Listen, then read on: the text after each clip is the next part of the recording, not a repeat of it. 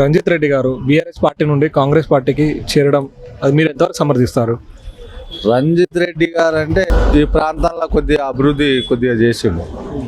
అంటే ఒకటి బీజాపూర్ హైవే కూడా తీసుకొచ్చిండు. దాని పనులు కూడా ఆడ మొత్తం నడుస్తూ ఉన్నాయి. అంతకుముందు గతంలో కొండ విశ్వేశ్వరరెడ్డి కూడా ఉన్నాడు.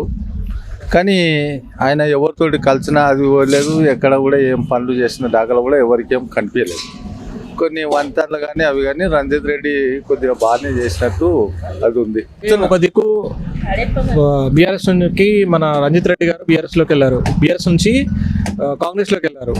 మరోవైపు కొండ విశ్వేశ్వరరెడ్డి గారేమో కాంగ్రెస్ నుంచి బీజేపీలోకి వెళ్ళారు. సో ఇద్దరిలో ఎవరు గెలిచే అవకాశం ఉంది? రంజిత్ రెడ్డి గెలిచే అవకాశం ఉంటుంది. ఎందుకని రంజిత్ రెడ్డి గారు గెలిచారు? రంజిత్ రెడ్డి అంటే మొన్నటిదాకా అధికారంలో ఉన్నాడు. తిరిగి కొన్ని పనులు పబ్లిక్ లోపల బాగా తిరగడం జరిగింది. సిట్టింగ్ ఎంపీ రంజిత్ రెడ్డి గారు బీఆర్ఎస్ పార్టీ నుండి కాంగ్రెస్ పార్టీకి వెళ్ళారు. దీన్ని మీరు ఏ విధంగా సమర్థిస్తారు? సమర్థిస్తుంది. ఎందుకని? ఇప్పుడు పార్టీ పరంగా ఇప్పుడు వెళ్ళింది కదా, మంచిగా ఉంటుంది అది. కాంగ్రెస్లోకి ఏమైనా డెవలప్మెంట్ చేయడానికి వాళ్ళు మంచి నిర్ణయం ఉన్నది. ఒకవైపు కొండా విశ్వేశ్వరరెడ్డి గారు కాంగ్రెస్ నుంచి బీజేపీకి వెళ్ళారు, మరోవైపు రంజిత్ రెడ్డి గారు బీఆర్ఎస్ నుంచి కాంగ్రెస్లోకి వెళ్ళారు. సో ఇద్దరు ఎవరు గెలిచే అవకాశం ఉంది? రంజిత్ రెడ్డి అని అనుకుంటున్నా. ఎందుకని రంజిత్ రెడ్డి గారు అనుకుంటున్నారు? ఇంకా ఇంతకుముందుకు ఆయన సిట్టింగ్ ఎంపీ కదా బీఆర్ఎస్ నుంచి, పనులు అయితే చేసిండు ఇప్పుడు లాస్ట్ టైము. మళ్ళీ కూడా ఇప్పుడు ఆయన వచ్చే ఛాన్సెస్ ఉండొచ్చు. సిట్టింగ్ ఎంపీ రంజిత్ రెడ్డి గారు బీఆర్ఎస్ పార్టీ నుండి కాంగ్రెస్లో చేరారు కదా, సో మీరు దీన్ని ఎంతవరకు సమర్థిస్తారు? సంపాదించగానే దేనికదే టగాపరే ఉంటుంది ఇద్దరికి. అంటే కొండా విశ్వేశ్వరరెడ్డి గారు కాంగ్రెస్ నుంచి బీజేపీలోకి వచ్చారు, రంజిత్ రెడ్డి గారు బీఆర్ఎస్ నుంచి కాంగ్రెస్లోకి వెళ్ళారు. సో ఇద్దరిలో ఎవరు గెలిచే అవకాశం ఉందంటారు? అంటే ఇప్పుడు అయితే రంజిత్ రెడ్డి కొద్దిగా అవకాశం పడుతుంది కొద్దిగా. సిట్టింగ్ ఎంపీ రంజిత్ రెడ్డి గారు బీఆర్ఎస్ పార్టీ నుండి కాంగ్రెస్ పార్టీలో చేరారు కదా, దీన్ని మీరు సమర్థిస్తారా? సమర్థిస్తాం. అంటే ఎందుకని? ఈ చేవెళ్ళ ఎప్పుడైనా కాంగ్రెస్ కంచుకోట ఇది పెట్టింది పేరు. ఏ వ్యక్తి ఉన్నా పార్టీని బట్టి ఖచ్చితంగా కాంగ్రెస్ వస్తుంది. కాంగ్రెస్లోకి రంజిత్ రెడ్డి వచ్చింది కాబట్టి. కొండా విశ్వేశ్వరరెడ్డి గారు కాంగ్రెస్ నుంచి బీజేపీలో చేరారు కదా, సో పార్టీకి లాభం అంటారా నష్టం అంటారా?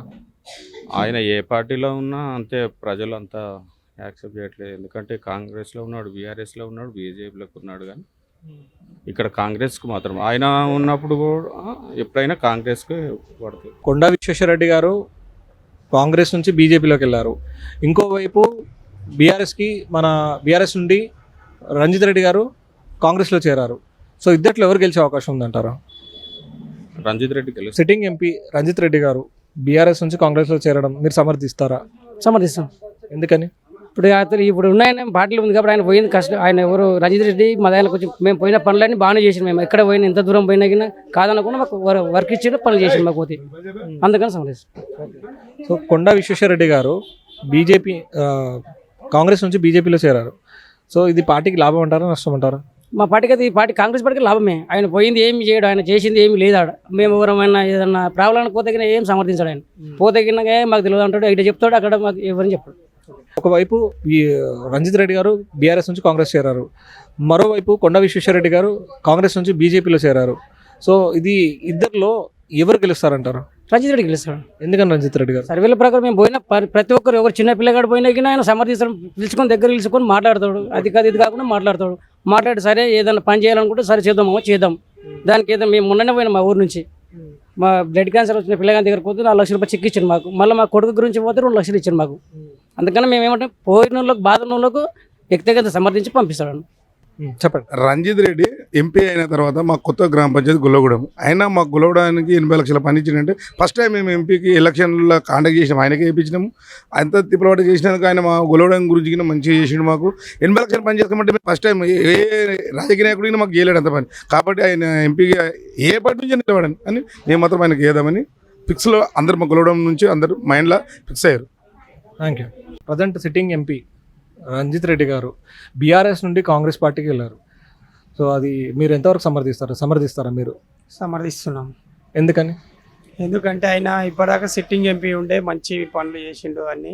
ఇప్పుడు మన కాంగ్రెస్లోకి వచ్చింది కాబట్టి ఇప్పుడు కూడా గెలిచే అవకాశాలు ఎక్కువ ఉన్నాయి. గెలిచి కూడా ప్రజలకు మంచి పాలన అందించే అవకాశం ఉంది కాబట్టి సమర్థిస్తున్నాను. సో కొండ విశ్వేశ్వరరెడ్డి గారు కాంగ్రెస్ నుంచి బీజేపీలో చేరారు. సో ఇది పార్టీకి లాభం అంటారా, నష్టం అంటారా? పార్టీకి నష్టం ఏం లేదు, లాభమే.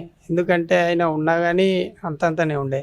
ఇప్పుడు వెళ్ళిపోవడం కూడా మంచి పని అయింది. ఆయన వెళ్ళిపోవడం వల్ల ఈయన వచ్చిండు కాబట్టి ఈయన గెలిస్తే కూడా మంచిగా ఉంటుందని.